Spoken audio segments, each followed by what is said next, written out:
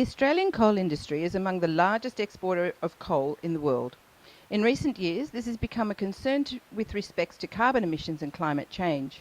The Australian Broadcasting Commission compiled a chart using information from the Department of Climate Change and Energy Efficiency. This chart shows that emissions from electricity and stationary energy production make up 52% of Australia's total greenhouse gas emissions. In 2007, generation of electricity by means of coal alone accounted for 68% of New South Wales energy emissions. In July 2012, a carbon tax was introduced by the Gillard government, forcing major polluters to pay for their contribution to carbon pollution. As the coal industry is one of the highest polluters, how would it be impacted? Before the tax was implemented, many opposed to it felt that it would cause major issues for the industry. The whole purpose of a carbon tax is to close down the coal industry. The Labor Party is not being upfront with people about that. The calculated expense of the carbon tax is likely to force the closure of over 25 mines by increasing their costs above their profit margins. This will account for losses of over 4,700 jobs, 3,000 in New South Wales alone, all for minor reductions in the carbon emissions. Instead of exporting our coal, we will be exporting our jobs, our economic growth, and our emissions. There is no point to this, and I don't know why we're doing it. John Pegler, the chairman of the Australian Coal Association, also felt that a tax would be detrimental to the coal industry. The first 10 years of the carbon tax will involve wealth transfers of about $25 billion, of which the Australian coal industry will wear about $18 billion.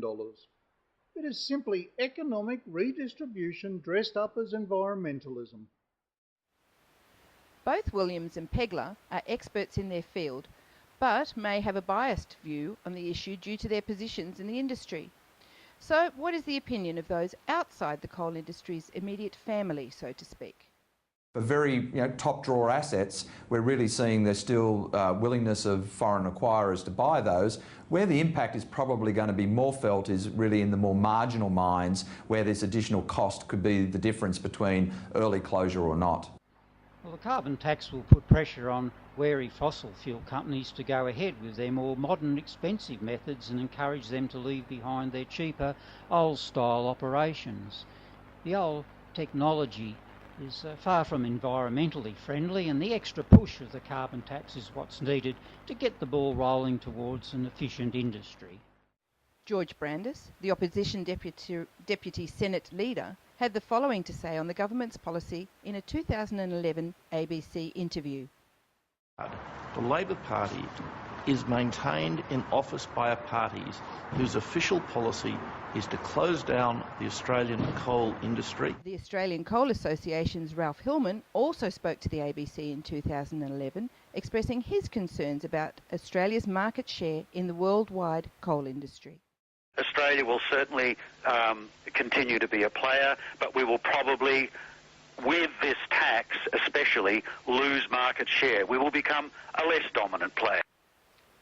So, actually, how has the carbon tax impacted on the coal industry?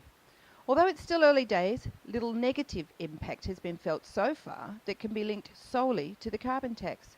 In fact, a recent report from an unbiased source in the Sydney Morning Herald claims that the carbon tax has failed to slow the coal boom, stating that coal expenditure in Australia increased by 62% in the 2011-2012 financial year.